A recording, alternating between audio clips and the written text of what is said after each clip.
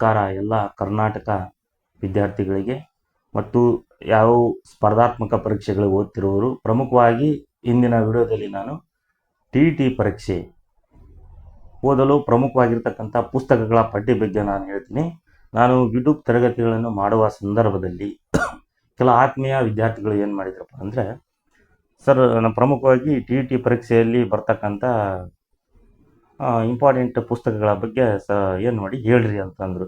ಹಾಗಾಗಿ ನಾನು ಆ ಸಲುವಾಗಿ ನಾನೇನು ಮಾಡ್ತೀನಿ, ಇಂದಿನ ವಿಡಿಯೋದಲ್ಲಿ ನಾನು ಓದಿರ್ತಕ್ಕಂಥ ಆಪ್ಷನಲ್ ಸಬ್ಜೆಕ್ಟ್ ಆಗಿರ್ತಕ್ಕಂಥ ಹಿಸ್ಟ್ರಿ ಆಗಿರ್ಬೋದು ಮತ್ತು ಕಾಮನ್ ಸಬ್ಜೆಕ್ಟ್ಗಳಾಗಿರ್ತಕ್ಕಂಥವು ಯಾವುವು, ಕನ್ನಡ ಆಗಿರ್ಬೋದು, ಇಂಗ್ಲೀಷ್, ಈ ಪುಸ್ತಕಗಳಿಗೆ ಮತ್ತು ಅದು ಶೈಕ್ಷಣಿಕ ಮನೋವಿಜ್ಞಾನ, ಈ ಶಿಶು ಶೈಕ್ಷಣಿಕ ಮನೋವಿಜ್ಞಾನದ ಬಗ್ಗೆ ನಾನು ಯಾವ ಪುಸ್ತಕಗಳ ಓದಿದ್ದೆ ಮತ್ತು ಯಾವ ರೀತಿಯ ಓದಿದೆ ಅನ್ನೋದ್ರ ಬಗ್ಗೆ ನಾನು ಹೇಳ್ತೀನಿ.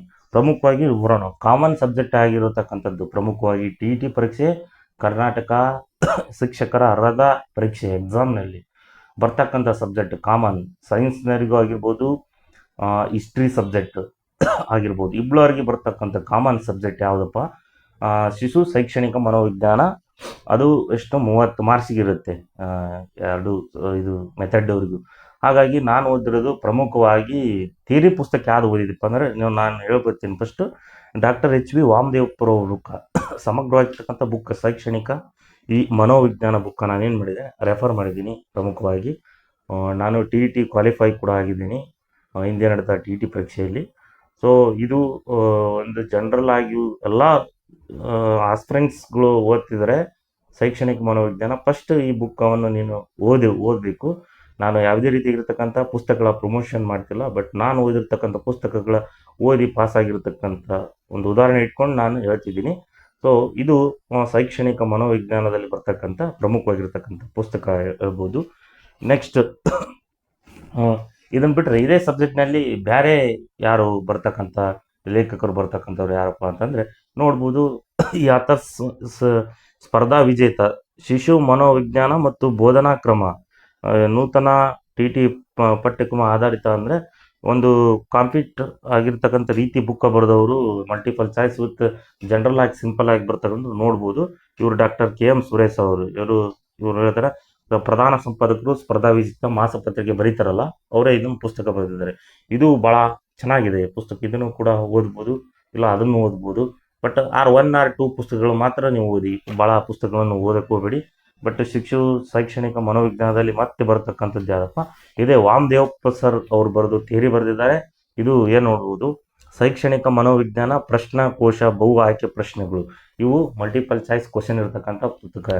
ಇದು ಇಂಪಾರ್ಟೆಂಟ್ ಓದಿ, ಯಾಕೆಂದರೆ ನೀವು ಥಿಯರಿ ಓದಿ ಅಂದ್ರೆ ಮೆಥಡ್ ಸಿಗೋಲ್ಲ, ಬರೀ ಥಿಯರಿ ಪುಸ್ತಕಗಳನ್ನು ಓದಿದ್ರೆ. ಯಾಕಂದರೆ ಎಕ್ಸಾಮ್ನಲ್ಲಿ ಏನು ಕೇಳ್ತಾರೆ, ಮಲ್ಟಿಪಲ್ ಚಾಯ್ಸ್ ಹೋಗ್ತಾರೆ. ಸೊ ನೀವು ಮಲ್ಟಿಪಲ್ ಚಾಯ್ಸ್ ಅತಿ ಹೆಚ್ಚು ರೀತಿಯಾಗಿರ್ತಕ್ಕಂಥ ನೀವು ಸಾಲ್ವ್ ಔಟ್ ಮಾಡಿದೆ ಅಂದ್ರೆ ಮತ್ತು ಓದಿದೆಪ್ಪ ಅಂದ್ರೆ ನಿಮ್ಗೇನಾಗುತ್ತೆ, ಎಕ್ಸಾಮ್ನಲ್ಲಿ ಅನುಕೂಲ ಆಗುತ್ತೆ. ಹಾಗಾಗಿ ನೀವು ಈ ಮಲ್ಟಿಪಲ್ ಬಹು ಆಯ್ಕೆ ಪ್ರಶ್ನೆ ಪುಸ್ತಕಗಳನ್ನು ಖರೀದಿ ಮಾಡಿ. KM ಸುರೇಶ್ ಅವ್ರದ್ದಾಗಿರ್ಬೋದು ಮತ್ತು H.V. ವಾಮದೇವ್ ಸರ್ ಅವರ ಬುಕ್ ಆಗಿರ್ಬೋದು, ಇವೆರಡರಲ್ಲಿ 1 or 2 ಬುಕ್ ತಗೊಂಡು ನೀವು ಓದ್ಬೋದು. ಮತ್ತು ಇನ್ನೊಬ್ಬರು, ಸೊ ಇವರು ಇಮಾ ಸಾಬ್ ಮುಲ್ತಾನಿ ಅವರು ಬರೀತಾರೆ ಬುಕ್ಕನ್ನು ಶೈಕ್ಷಣಿಕ ಮನೋವಿಜ್ಞಾನದ ಕೈಗನ್ನಡಿ ಅಂತ ಒಂದು ಬರೆದಾರೆ. ಇವರು ಎಲ್ಲ ಸಮಗ್ರವಾಗಿರ್ತಕ್ಕಂಥ ಹಿಂದೆ ನಡೆದಿರ್ತಕ್ಕಂಥ ಎಲ್ಲ ಎಕ್ಸಾಮ್ ಇಂಪಾರ್ಟೆಂಟ್ ಏನು ಮಾಡ್ತಾರೆ, ಮಲ್ಟಿಪಲ್ ಚಾಯ್ಸ್ ವಿತ್ ಎಕ್ಸ್ಪ್ಲನೇಷನ್ ಅಂದರೆ ವಿವರಣೆ ಕೊಟ್ಟು ಏನು ಮಾಡಿದ್ದಾರೆ ಇವರು, ವಿವರಣೆ ಕೊಟ್ಟು ಭಾಳ ಚೆನ್ನಾಗಿ ಹೇಳಿದ್ದಾರೆ. ಇದು ಚೆನ್ನಾಗಿರೋದು ಪುಸ್ತಕ. ವಿವರಣಾತ್ಮಕ ಉತ್ತರಗಳಿಂದ ಪರೀಕ್ಷಾ ಮಾರ್ಗದರ್ಶಿಯ ರೀತಿಯಲ್ಲಿ ಇವರು ಏನು ಮಾಡಿದ್ದಾರೆ, ಉತ್ತರವನ್ನು ನೀಡಿದ್ದಾರೆ. 2014 ಮತ್ತು 2023ವರೆಗೆಲ್ಲ ಎಕ್ಸಾಮ್ ನಡೆದವಲ್ಲ ಟಿ ಪರೀಕ್ಷೆ, ಆ ಟಿ ಪರೀಕ್ಷೆ ಎಲ್ಲವನ್ನು ಈ ಪುಸ್ತಕದಲ್ಲಿ ಬರೆದಾರೆ. ಸೊ ಇದು ಚೆನ್ನಾಗಿದೆ. ಈ ಪುಸ್ತಕಗಳನ್ನು ನೀವು ಏನು ಮಾಡ್ಬೋದು, ಓದ್ಬೋದು. ಮತ್ತು ಕಾಮನ್ ಆಗಿ ಸಬ್ಜೆಕ್ಟ್ ಯಾವುದು, ಶೈಕ್ಷಣಿಕ ಮನೋವಿಜ್ಞಾನ ಆಯಿತು. ಮತ್ತೇನಪ್ಪ, ಕನ್ನಡ ಪುಸ್ತಕದಲ್ಲಿ ನಾನು ಹಿಂದಿನ ವಿಡಿಯೋದಲ್ಲಿ ಹೇಳಿದ್ದೀನಿ, ಆದರೂ ಈ ವಿಡಿಯೋದಲ್ಲಿ ಹೇಳೋಣ. ಸಪ್ರೇಟಾಗಿ ಇರ್ತಕ್ಕಂಥ ನಾನು ಹೇಳ್ತಿದ್ದೀನಿ. ಆದರೂ ಕನ್ನಡ ಸಾಹಿತ್ಯ ಚರಿತ್ರೆ ಶ್ರೀ ಮುಗುಳಿ ಅವರು ಪರೀಕ್ಷಿತ ಸಂಪೂರ್ಣ. ನೋಡಿ, ಇದು ಸಾಹಿತ್ಯಕ್ಕೆ, ಕನ್ನಡ ಸಾಹಿತ್ಯ ಬಗ್ಗೆ ಏನೋ ಗೊತ್ತಾ ಇಲ್ಲ ಅಂದರೆ ಈ ಪುಸ್ತಕವನ್ನು ಖರೀದಿ ಮಾಡಿ ಓದಬೇಕು. ಇದು ಎಲ್ಲ ಚೆನ್ನಾಗಿದೆ. ಇವರು ಯಾರಪ್ಪ, ಶ್ರೀ ಮುಗುಳಿ ಅವರು ಬರ್ತಕ್ಕಂಥ ಪರೀಕ್ಷಕರ ಸಂಸ್ಕರಣ ಕನ್ನಡ ಸಾಹಿತ್ಯ ಚರಿತ್ರೆ. ಇದು ಗೀತಾ ಬುಕ್ ಹೌಸ್ ಪ್ರಕಾಶನ, ಮೈಸೂರು ಇದು ಪಬ್ಲಿಕೇಶನ್. ಇದು ಚೆನ್ನಾಗಿ ಸಾಹಿತ್ಯದ ಬಗ್ಗೆ ಏನೋ ಗೊತ್ತಲ್ಲ ಗಂಧಗಾಳಿ ಅನ್ನೋರು ಇದನ್ನ ಓದಿದ್ರೆ ಚೆನ್ನಾಗಿರುತ್ತೆ. ನೀವು ಎಕ್ಸಾಮ್ನಲ್ಲಿ ಏನು ಮಾಡ್ಬೋದು, ಆನ್ಸರ್ಗಳು ಸರಿಯಾಗಿ ಮಾಡಿ ಪಾಸ್ ಆಗ್ತೀರ ಅಂತ ಹೇಳ್ಬೋದು. ನೆಕ್ಸ್ಟು ಹೇಳ್ಬೋದು ತೀನಂ ಶ್ರೀಕಂಠೆಯವರ ಕನ್ನಡ ಮಾಧ್ಯಮ ವ್ಯಾಕರಣ, ಇದು ಕೂಡ ಚೆನ್ನಾಗಿದೆ. ಅರಳುಗುಪ್ಪೆ ಸರ್ ರೀತಿಯಾಗಿರ್ತಕ್ಕಂಥ ಅದು ಕೂಡ ಚೆನ್ನಾಗಿದೆ. ಇದೇ ಥರ ಇರುತ್ತೆ, ಸಿಂಪಲ್ ಆಗಿ ಬುಕ್ಕ, ಕನ್ನಡ ಗ್ರಾಮರ್. ನೆಕ್ಸ್ಟ್ ಯಾವುದಪ್ಪ ಅಂದರೆ ನಾನು ಹೇಳಿದ ಹಿಂದಿನ ವಿಡಿಯೋದಲ್ಲಿ ಕನ್ನಡದ ಬಗ್ಗೆ ಹೇಳಿದೆ. ಸಾಮಾನ್ಯ Kannada sir K M Suresh ಅವರು ಕೂಡ ಇಲ್ಲಿ ಸಾಮಾನ್ಯ ಕನ್ನಡ ಬುಕ್ಕ ಬರೆದಿದ್ದಾರೆ. ಇದು ಚೆನ್ನಾಗಿದೆ. ಎಲ್ಲ ಮಲ್ಟಿಪಲ್ ಚಾಯ್ಸ್ ಆ್ಯಂಡ್ ವಿವರಣೆ, ಇಂಪಾರ್ಟೆಂಟ್ ಟಾಪಿಕ್ ಇನ್ ಜನರಲ್, ಯಾವ ರೀತಿ ಎಕ್ಸಾಮ್ ಬರೀಬೇಕು ಅನ್ನೋದ್ರ ಬಗ್ಗೆ ಇವರು ಚೆನ್ನಾಗಿ ಬರೆದಿದ್ದಾರೆ. ಸೊ ನ್ಯೂ ಎಡಿಷನ್ ಬುಕ್ ಯಾವುದು ಐತೆ ಅದನ್ನು ತೊಗೊಳ್ರಿ. ಇದು 7ನೇ ಎಡಿಷನ್ ಆಗಿದೆ. ಸೊ ನೆಕ್ಸ್ಟು ಮತ್ತೆ ಕನ್ನಡದಲ್ಲಿ ಬರ್ತಕ್ಕಂಥ ಭಾಳ ಪುಸ್ತಕಗಳಿದಾವೆ. ನೀವು ನೋಡಿ 1 or 2 ಬುಕ್ಗಳನ್ನು ಮಾತ್ರ ಖರೀದಿ ಮಾಡಿ ಓದಿ. ಮತ್ತು ಸಮಗ್ರ ಕನ್ನಡ ಸಾಹಿತ್ಯ ಕೈಪಿಡಿ ನೋಡಿ, ಪರಿಷ್ಕೃತ ಮತ್ತು ವಿಸ್ತೃತ ಆವೃತ್ತಿಯಾಗಿರ್ತಕ್ಕಂಥದ್ದು. ವ್ಯಾಕರಣ ಮತ್ತು ಭಾಷೆ ಹಲವಾರು ಆಗಿರ್ತಕ್ಕಂಥ ಕನ್ನಡ ಸಾಹಿತ್ಯ ಚರಿತ್ರೆ ಬಗ್ಗೆ ಹೇಳ್ಕೊಟ್ಟಿದ್ದಾರೆ. ನೆಕ್ಸ್ಟ್ ನೋಡಿ ಕಾವ್ಯ ಮೀಮಾಂಸೆ ಬಗ್ಗೆ, ಅಲಂಕಾರ, ಛಂದಸ್ಸು ಆಗಿರ್ಬೋದು, ಕವಿ ಕಾವ್ಯ ಪರಿಚಯ, ಶಾಸನ ಸಾಹಿತ್ಯ, ಕಾಗುಣಿತ ಸರಿ, ರೂಪಗಳು, ಇವು ಇಂಪಾರ್ಟೆಂಟ್ ಇಟ್ಕೊಂಡು ಏನು ಮಾಡಿದ್ದಾರೆ, ಇವು ಕರೆಕ್ಟಾಗಿ ಓದಿದ್ರೆ ಆಯ್ತು ಅಂದರೆ ಎಲ್ಲ ವಿಷಯಗಳು ಒಂದೇ ಪುಸ್ತಕದಲ್ಲಿ ಬರುವಂತೆ ಮಾಡಿದ್ದಾರೆ ಇವರು. ಹಾಗಾಗಿ ಓದಿ, ಚೆನ್ನಾಗಿ ಪುಸ್ತಕಗಳನ್ನು ಓದಬೇಕು. ನೆಕ್ಸ್ಟು ಇದೇ ಕನ್ನಡ ಪುಸ್ತಕದಲ್ಲಿ ಎನ್ ಗೋಪಾಲಕೃಷ್ಣ ಉಡುಪವನ್ನವರು ಕೂಡ ಆದರೆ. ಸೊ MCC ಪಬ್ಲಿಕೇಶನ್ ಬೆಂಗಳೂರು ವತಿಯಿಂದ ಬರೆದದ್ದು ಕನ್ನಡ ಫುಲ್ ವ್ಯಾಕರಣ. ಜನರಲ್ ಆಗಿ ಹೈಸ್ಕೂಲ್ ಆಗಿರ್ಬೋದು, ಪ್ರಮುಖವಾಗಿರ್ತಕ್ಕಂಥ FD STA ಎಕ್ಸಾಮ್ಗಳಲ್ಲಿ ಕೂಡ ಇದನ್ನು ಏನು ಮಾಡ್ಬೋದು, ರೆಫರ್ ಮಾಡ್ಬೋದು. ನೆಕ್ಸ್ಟು ಇನ್ನೊಂದು ಹೇಳ್ತೀನಿ, ನಮ್ಗೆ ಕರ್ನಾಟಕ ಗೋರ್ಮೆಂಟೇ ಒಂದು ಬಿಡುಗಡೆ ಮಾಡಿರ್ತಕ್ಕಂಥದ್ದು ಒಂದು ಸಣ್ಣ ಪುಸ್ತಕ ಇಡೀ ಅತಿ ಹೆಚ್ಚು ಮಾರ್ಕ್ಸ್ಗಳನ್ನು ಕೊಡುವಂತಹ ಒಂದು ಕೆಲಸ ಮಾಡಿದೆ. ನಾವು ಯಾವುದಪ್ಪ ಅಂತಂದರೆ ಇಡೀ ನಮ್ಮ ಕರ್ನಾಟಕ ಗೋರ್ಮೆಂಟ್ ತಂದದ್ದು ಕನ್ನಡ ರತ್ನಕೋಶ ನೋಡ್ಬೋದು. ಕನ್ನಡ ಸಾಹಿತ್ಯ ಪರಿಷತ್ ಬಿಡುಗಡೆ ಮಾಡಿದ್ವಿ. ಏನು ಕನ್ನಡ ಸಾಹಿತ್ಯ ಪರಿಷತ್ ಬಿಡುಗಡೆ ಮಾಡಿರ್ತಕ್ಕಂಥದ್ದು ಎಲ್ಲಿ, ಅದು ಅಡ್ರೆಸ್ ಪಂಪ ಮಹಾಕವಿ ರಸ್ತೆ, ಚಾಮರಾಜಪೇಟೆ, ಬೆಂಗಳೂರು 80 ಅಂತ. ಅದು ಕನ್ನಡ ಸಾಹಿತ್ಯ ಪರಿಷತ್ ಬಿಡುಗಡೆ ಮಾಡಿದೆ. ಈ ಪುಸ್ತಕದಲ್ಲಿ ಏನೈತಪ್ಪ ಅಂತ ನಾವು ಹೇಳಿದಾಗ, ಹೊಸ ಪದಗಳ ಅರ್ಥ, ನೀವು ಎಕ್ಸಾಮ್ನಲ್ಲಿ ಯಾವುದೇ exam TET, CET, FDA STA and group C ಎಕ್ಸಾಮ್ನಲ್ಲಿ ಪದಗಳ ಅರ್ಥ ಕೊಡ್ತಾರೆ. ಅಲ್ಲಿ ಹಳೆಗನ್ನಡ ಕೊಟ್ಟು ಈ ಪದಗಳ ಅರ್ಥ ಏನಪ್ಪ ಅಂತ ಕೊಟ್ಟಾಗ ನೀವು ಈ ಬುಕ್ದಲ್ಲಿ ನೀವು ನೋಡ್ಬೋದು. ಈ ಪುಸ್ತಕದಲ್ಲಿ ಯಾವ ಮಿಸ್ ಆಗಂಗಿಲ್ಲ. ಇದನ್ನು ಓದಿದ್ದೆ ಕರೆ ಆಯ್ತಂದ್ರೆ ಎಲ್ಲ ಮಾರ್ಕ್ಸ್ ಸುಮಾರು 10 ಮಾರ್ಕ್ಸ್ ಅಂತೂ ಕವರ್ ಆಗೋ ಕೆಪಾಸಿಟಿ ಇರ್ತಕ್ಕಂಥ ಪುಸ್ತಕ ಇದು ಒಂದೇ ಮಾತ್ರ ಹೇಳ್ಬೋದು. ಕನ್ನಡ ಸಾಹಿತ್ಯ ಪರಿಷತ್ ಬರೆದಿದೆ, ಭಾರಿ ಚೆನ್ನಾಗಿ ಬರೆದಿದೆ. ನೋಡೋಕ್ಕೆ ಸಣ್ಣದಿದ್ರು ಏನಂತಲ್ಲ, ಮೂರ್ತಿ ಚಿಕ್ಕದಾದರೂ ಕೀರ್ತಿ ದೊಡ್ಡದು ಅನ್ನೋ ಹಾಗೆ ಈ ಪುಸ್ತಕ ಕೂಡ ಎಕ್ಸಾಮ್ನಲ್ಲಿ ಭಾಳ ಒಂದು ಅನುಕೂಲ ರೀತಿಯಾಗಿರ್ತಕ್ಕಂಥ ಸಹಾಯ ಮಾಡ್ತದೆ. ನೆಕ್ಸ್ಟು ಮತ್ತು ಕಾಮನ್ ಆಗಿ ಸಬ್ಜೆಕ್ಟು ಶೈಕ್ಷಣಿಕ ಮನೋವಿಜ್ಞಾನ ಕನ್ನಡ ಆಯಿತು. ಮತ್ತು ಇಂಗ್ಲೀಷ್ಗೆ ಸಂಬಂಧಪಟ್ಟದ್ದು ಯಾವುದಪ್ಪ ಅಂತಂದರೆ ನಾನು ನೋಡ್ಬೋದು, ಜನರಲ್ ಇಂಗ್ಲೀಷು ಬಾಬು ರೆಡ್ಡಿ ಅವರು ಸರ್ ಬರೆದಿದ್ದಾರೆ. ಬಾಬು ರೆಡ್ಡಿ ಅವರು ಸರ್ ನೋಡು, ಜನರಲ್ ಇಂಗ್ಲೀಷ್ ಇವರು 1990ರಿಂದ 23ರವರೆಗಿನ 60ಕ್ಕಿಂತ ಹೆಚ್ಚು ಅಧಿಕ ಸ್ಪರ್ಧಾತ್ಮಕ ಪರೀಕ್ಷೆಗಳ ಇಂಗ್ಲೀಷ್ ಚಾಪ್ಟರ್ ವೈಸ್ ಪ್ರಶ್ನೋತ್ತರಗಳ ಕೈಪಿಡಿಯನ್ನು ಮಾಡಿದ್ದಾರೆ. ಇದನ್ನು ಜನರಲ್ ಆಗಿ ಫಸ್ಟ್ ಓದಿ. ಕನ್ನಡ ಮೀಡಿಯಮ್ನವ್ರಿಗೆ ಭಾಳ ಅನುಕೂಲ, ಯಾಕಂತಂದರೆ ಡೈರೆಕ್ಟಾಗಿ ಥಿಯರಿ ಓದಿದ್ರೆ ಯಾವ ರೀತಿಯಾಗಿರ್ತಕ್ಕಂಥ ಕ್ವಶನ್ ಕೇಳ್ತಾರೆ ಅನ್ನೋದು ಗೊತ್ತಾಗಲ್ಲ. ಹಾಗಾಗಿ ನೀವೇನು ಮಾಡಬೇಕು, ಫಸ್ಟು ಯಾವ ರೀತಿ ತೆಗಿತಾರೆ ಕ್ವಶನ್ ಪೇಪರು ಅನ್ನೋದ್ರ ಮ್ಯಾಗ ಇರ್ತದೆ. ಹಾಗಾಗಿ ತೆಗೆದು ಓದಿ. ನೆಕ್ಸ್ಟ್ ನೀವು ಥಿಯರಿಗೆ 1 or 2 ಪುಸ್ತಕಗಳನ್ನು ಏನು ಮಾಡಬೇಕು, ಓದಲೇಬೇಕಾಗುತ್ತೆ. ಹಾಗಾಗಿ ಬಿಟ್ಟರೆ ಮತ್ತೆ ನೆಕ್ಸ್ಟ್ ಯಾವ್ದು ಬರುತ್ತಪ್ಪ ಅಂತಂದರೆ ನೋಡ್ಬೋದು, ಶಿವಕುಮಾರ್ ಮವಲಿ ಬರ್ತಕ್ಕಂಥ ಜನರಲ್ ಇಂಗ್ಲೀಷ್ ಬುಕ್ಕ ನೋಡ್ರಿ. ಇದು ಚೆನ್ನಾಗಿದೆ. ಶಿವಕುಮಾರ್ ಮನವಲಿ ಇವರು ಚೆನ್ನಾಗಿ ಒಂದು ಸಿಂಪಲ್ ಆಗಿರ್ತಕ್ಕಂಥ ಪುಸ್ತಕ ಇದು. ಇದನ್ನು ಕೂಡ ನೀವು ಓದಬೇಕಾಗುತ್ತೆ.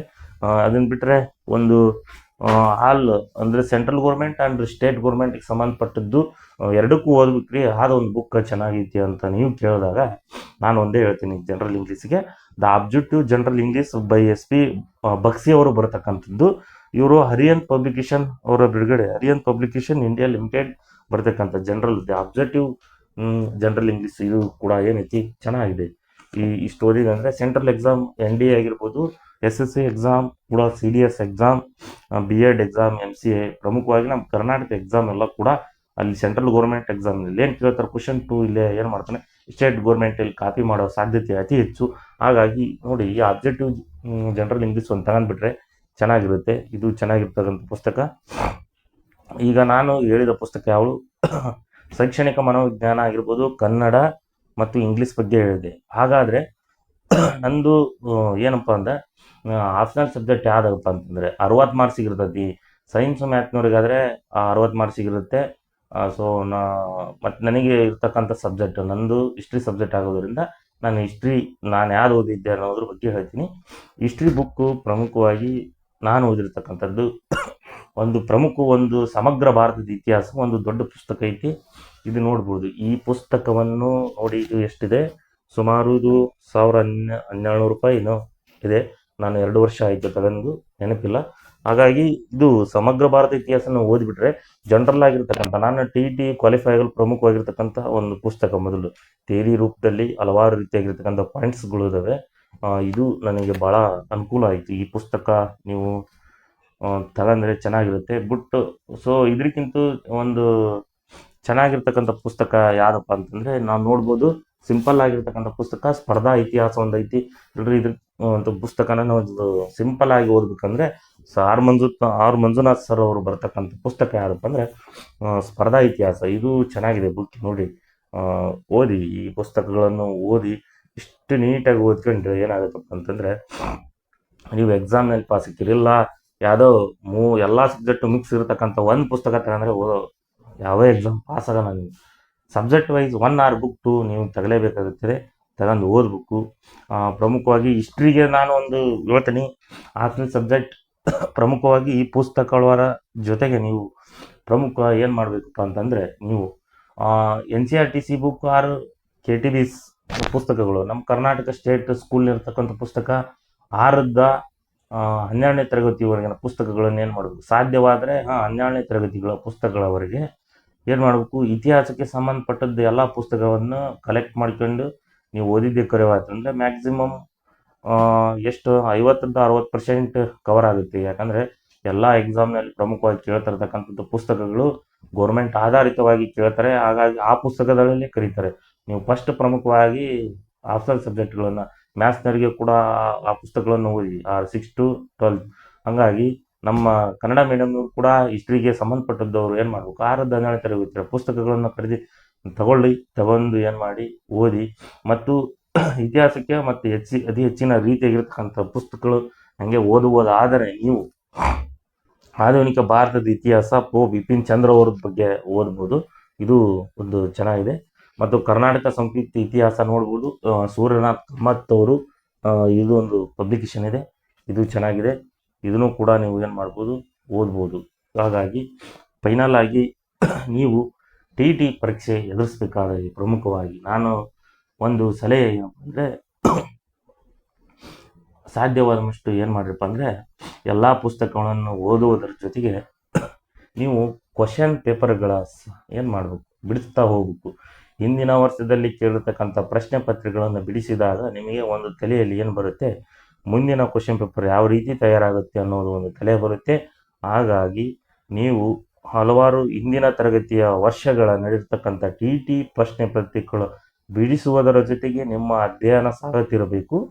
ಮತ್ತು ಪ್ರಮುಖವಾಗಿ ನೀವು ಏನು ಪುಸ್ತಕಗಳು ಹೋಗುವ ಜೊತೆಗೆ ಯಾವ ರೀತಿಯಾಗಿರ್ತಕ್ಕಂಥ ಅಪ್ಲೈಡ್ ಆಗಿರ್ತಕ್ಕಂಥ ಕ್ವಶನ್ ಬರ್ತಾವೆ ಅನ್ನೋದು ಓದ್ತಾ ಪಾಯಿಂಟ್ ಮಾಡ್ಕೊಂತ ಹೋಗ್ಬೇಕು. ಪಾಯಿಂಟ್ ಮಾಡ್ತಾ ಏನಾಗುತ್ತೆ, ನಿಮಗೆ ಎಕ್ಸಾಮಿಗೆ ಅಲ್ಲಿ ಕೇಳ್ತಾರೆ ಕ್ವಶನ್ನು, ನಿಮ್ಗೆ ಕನ್ಫ್ಯೂಸ್ ಆಗಲ್ಲ, ಡೈರೆಕ್ಟ್ ಆನ್ಸರ್ ಬರುತ್ತೆ, ಬೈತೀರಿ. ಮತ್ತು ನಂದೊಂದು ಸಲಹೆ ಏನಂದರೆ ಅತಿ ಹೆಚ್ಚಾಗಿರ್ತಕ್ಕಂಥ ಮಲ್ಟಿಪಲ್ ಚಾಯ್ಸ್ಗಳನ್ನು ಓದಿ. ಬರೀ ಥಿಯರಿ ಓದೋದ್ರಿಂದ, ಥಿಯರಿ ಓದಿದ ಮೇಲೆ ಮಲ್ಟಿಪಲ್ ಚಾಯ್ಸ್ ಅಟೆಂಡ್ ಮಾಡೋದ್ರಿಂದ ನಿಮಗೆ ಪುಸ್ತಕ ಓದಿದ್ದು ಏನು ಮಾಡುತ್ತೆ, ತಲೆಯಲ್ಲಿ ಬರುತ್ತೆ. ಇಲ್ಲ ಅಂದರೆ ಏನಾಗುತ್ತೆ, ಬರೀ ಥಿಯರಿ ಓದ್ತಾ ಹೋದರೆ ನಾವು ಥಿಯರಿ ಆಗಿ ಹೋಗುತ್ತೆ. ಹಾಗಾಗಿ ಕೊನೆಯದಾಗಿ ನಿಮಗೆ ಸಜೆಷನ್, ಅತಿ ಹೆಚ್ಚು ರೀತಿಯಾಗಿರ್ತಕ್ಕಂಥ ಒಂದು ಸಬ್ಜೆಕ್ಟ್ಗೆ ಅತಿ ಹೆಚ್ಚು ಪುಸ್ತಕಗಳನ್ನು ತೆಗೆದುಕೊಳ್ಳಬೇಡ್ರಿ. ನಂದು ಇಂಪಾರ್ಟೆಂಟ್ ಆಗಿರ್ತಕ್ಕಂಥ ಸಲಹೆ 1 or 2 ಬುಕ್ಕ ತಗೊಳ್ರಿ, ಓದಿ, ಅದನ್ನೇ ರಿವಿಷನ್ ಮಾಡಿ. ಒಂದು ಪುಸ್ತಕಗಳನ್ನು 10 ಸಲ ಓದಿ, ಬಟ್ ಒಂದು ಸಬ್ಜೆಕ್ಟಿಗೆ 10 ಪುಸ್ತಕಗಳನ್ನು ತೆಗೆದುಕೊಂಡು ತರಬೇಡಿ, ಓದಿಕೊಳ್ಳಬೇಡಿ. ಸೊ ಒಂದು ಸಬ್ಜೆಕ್ಟಿಗೆ 1 or 2 ತಗೊಳ್ರಿ, ಓದಿ, ಚೆನ್ನಾಗಿ ಓದಿ. ಮುಂದಿನ TET ಪರೀಕ್ಷೆಯಲ್ಲಿ ನೀವು ಅತಿ ಹೆಚ್ಚು ಅಂಕಗಳೊಂದಿಗೆ ಗಳಿಸಿ ಮುಂದಿನ TETಗೆ ಮೇನ್ಸ್ ಎಕ್ಸಾಮಿಗೆ ಬರೆದು ನೀವು ಶಿಕ್ಷಕರಾಗಿ ಅಂತ ಹೇಳಿ ನನ್ನ ಇಂದಿನ ವಿಡಿಯೋವನ್ನು ಮುಗಿಸ್ತೇನೆ. ಧನ್ಯವಾದಗಳು.